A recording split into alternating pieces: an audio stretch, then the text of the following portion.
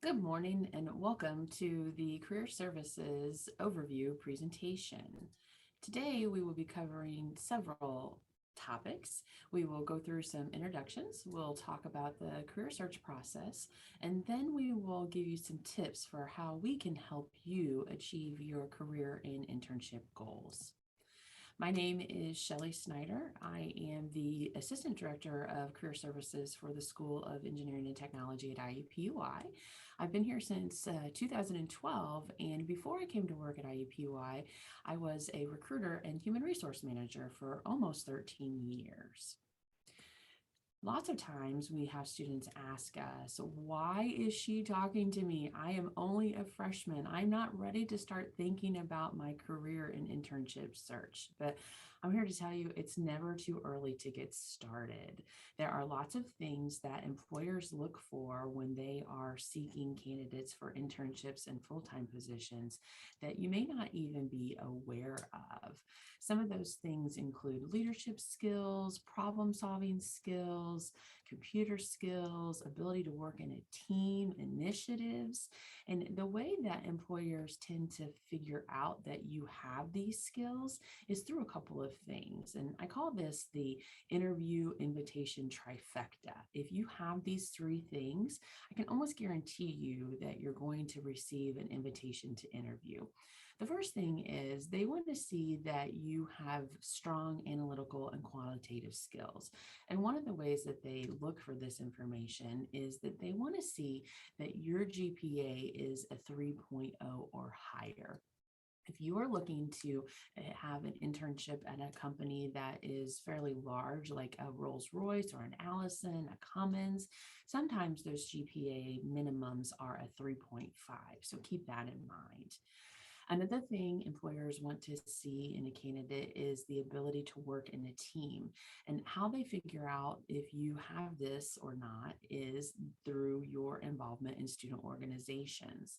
We have more than 500 student organizations on the IUPUI campus, so I highly recommend that you get involved in something. It's not only good for you in your career search, it's also a good way for you to meet other students who are interested in the things that you are interested in.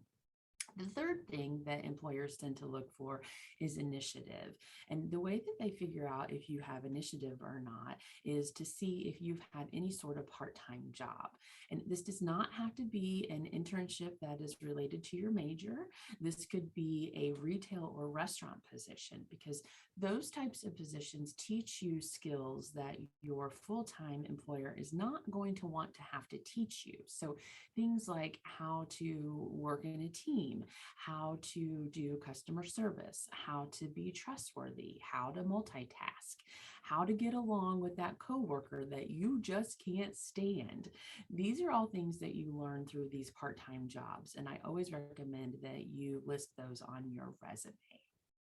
Speaking of resumes, one of the things that I want to make sure that you know is that as time goes on and applicant tracking systems become more sophisticated, on average, employers are spending about 6 seconds on your resume the first time that they look at it. And so this means that it needs to be short and concise. Typically at the undergraduate level, you're looking at a one-page resume, and you're going to want to make sure and avoid paragraphs whenever possible.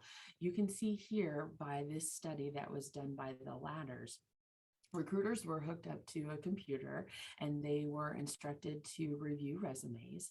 And then the computers tracked where their eyes landed on the resume pages. And you can see that the places that are in red are where they spent the majority of their time. So this section down here that is just dense paragraph text, they didn't even look at that section. So keep that in mind when you are designing your resume.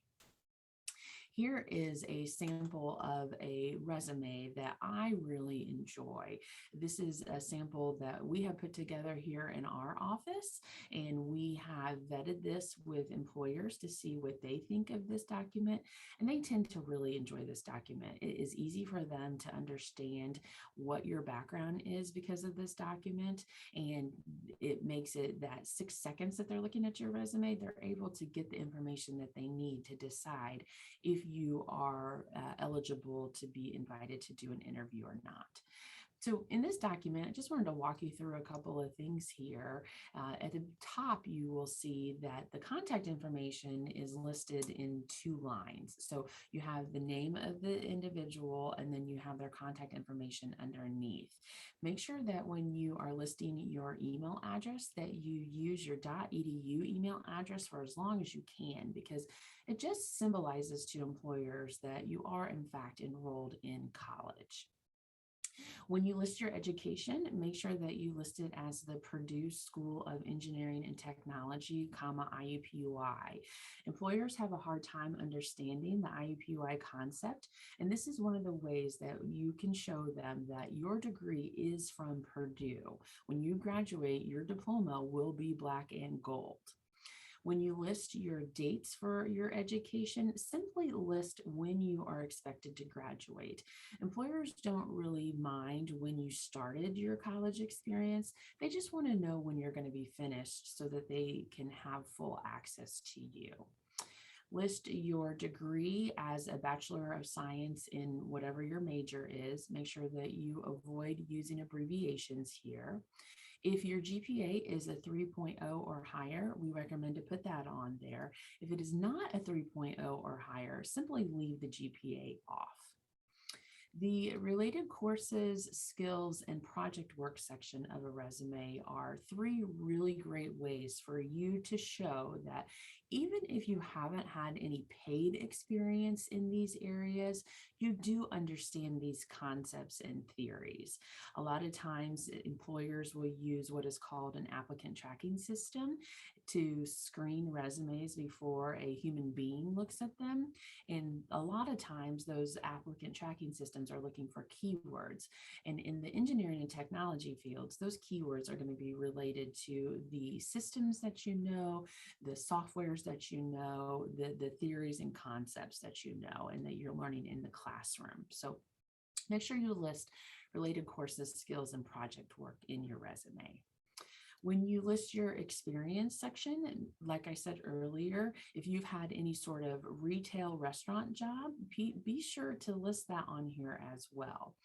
When you do your experience section, you're going to want to list the name of the organization that you worked for, the title that you held, and then a couple of bullet point sentences about what you did in each of those roles. And I'll be honest with you, the bullet point sentences are the hardest part of any resume. It's really difficult to narrow down into 3 sentences what you did for multiple years.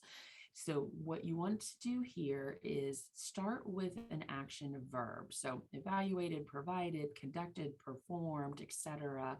And then tell them, what did you do in this role?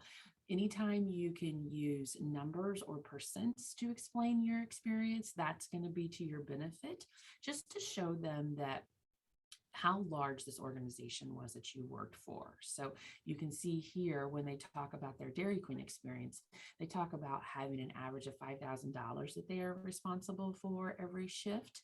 That's a lot of responsibility for a person. So that shows that this person is mature and capable of handling large tasks. Be sure to list any student organizations that you are involved in.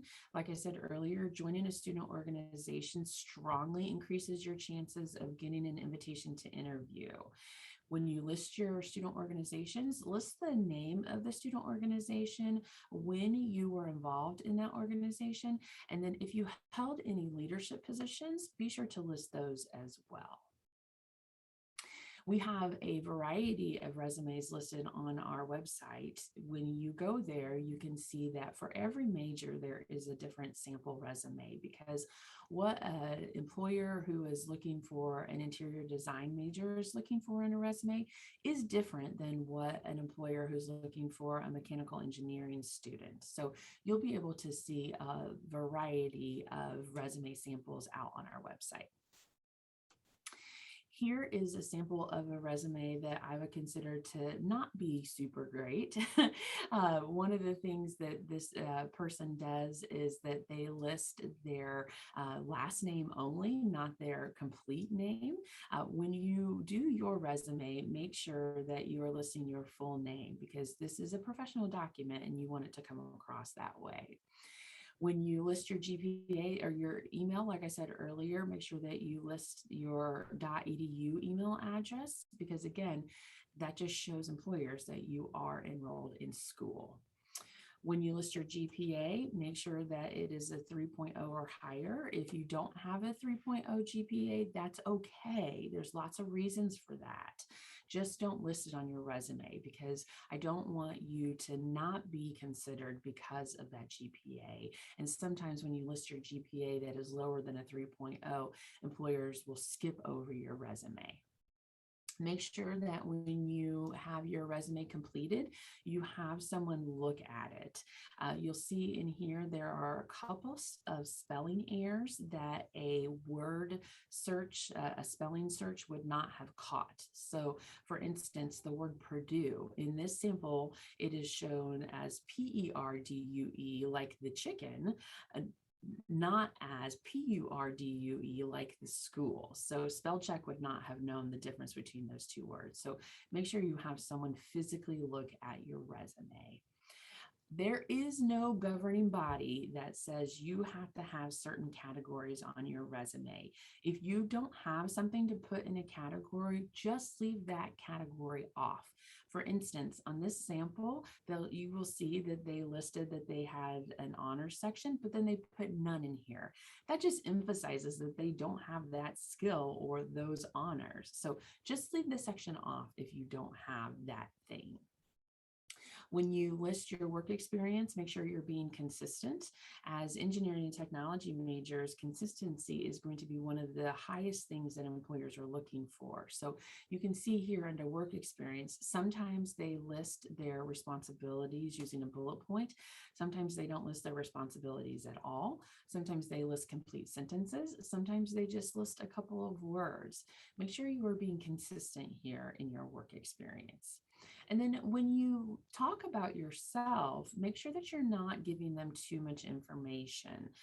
This example shows that this person is divorced with shared custody of their triplet sons. That could open this person up for potential discrimination. And the employer may think to themselves, well, this person has a lot going on in their personal lives and they won't be reliable to show up on time or even at all. So make sure that you avoid sharing information with the employer that might be perceived as too personal. After you have your resume ready to go, the next step in the process is to apply for positions. A couple of places where you can look are on websites like Indeed or the LinkedIn has a really good job board right now. Then my two favorite systems to look into are ET Careers and MyCCO. ET Careers is a system managed by our office that whenever an employer wants to hire one of our students, we have them go in here and post their positions. The MyCCO system is basically the same system. It's just managed through the West Lafayette campus. I recommend that you look in both of these systems anytime you are looking to find an internship or full-time position. Then my absolute favorite place to look for positions is career fairs. I like to tell students that when you go to a career fair, you kind of get to control your own fate. When you apply for a position online, you submit your documents and you just wait and hope that someone will get back to you to invite you to do an interview. But if you go to a career fair, you are guaranteed at least 3 minutes of that recruiter's time to explain who you are and why you are worthy of an interview. Two career fairs that will be coming up this fall are the STEM Career Fair, which will happen here at IUPUI, September 23rd and 24th in person, and October 7th virtually. And then the Industrial Roundtable, which happens at West Lafayette Purdue campus. Their in-person fair will be September 14th, and their virtual fair will be September 15th through the 16th. If you are going to be looking for an internship for next summer, September is the time to be looking for those internships. A lot of times employers will go through the career fair process and then go through the interview process with candidates in September and October. And then they are making offers to students in October and November for internships that won't start until May. So again, if you are looking for an internship for summer of 2022, you need to be going to the career fairs this September. After you go through and apply to a whole bunch of places, hopefully you will get invited to do an interview. And my best piece of advice here is do a mock interview with our office. We can do these virtually or we can do these in person. We typically will record that conversation and ask you some general interview questions. And then after the interview is over, we will watch that recording together and give you feedback on your answers. It's a very powerful tool that will get you ready for that interview process. After you interview, hopefully you will receive an offer, and hopefully you will receive more than one offer. And when that happens, make sure that you come and you talk to our office, because every year we ask students when they graduate, where did they get their internships and how much were their offers for? We then take that information, average it out by major, and then we put it out on our website. So we know if you are a mechanical engineering major, how much should you be getting your offers for? And if you're not getting offers for those amounts, we can teach you how to ask for more without having those offers taken away. So that was a very quick overview of what it means to find an internship or full-time position. Just a couple of things to keep in mind. Step one in this process is to create your documents. So this is your resume, your cover letter. Be sure to check out our website to see some sample resumes by major, and feel free to come and see us to have your resume looked at. After you create your documents, you want to apply for positions. My two favorite websites are ET Careers and my CCO. You'll also want to attend those career fairs that are coming up this September. The next step is to go through the interview process, and be sure to do a mock interview with someone before you go on those interviews. The last step is to navigate your offers. Again, be sure to come and talk with one of us so that we can help you negotiate to get the best deal that you can get. We like to say around here that career development is complicated, but we can make it easier for you. We are located in ET 101. Our website is located right here. Please check us out, and we look forward to meeting you in the near future.